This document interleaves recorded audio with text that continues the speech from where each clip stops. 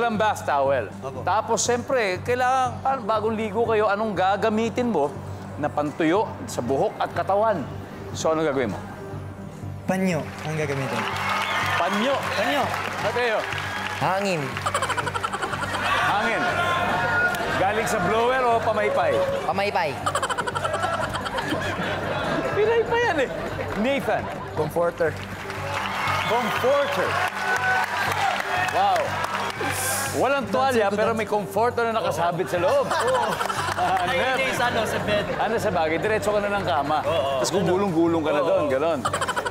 JD, again, kung walang tuwalya na bath towel na malaki, anong gagamitin mo na pangtuyo ng buhok at katawan pag bagong ligo? Panyo. Panyo. Okay, panyo. Good answer, good answer. Guys, tulungan nyo na lang ako. Sabihin nyo, survey says. Tulungan nyo ako.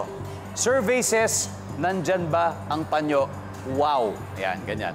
Ready? And go. Survey says, nandyan ba ang panyo? Oh, wala.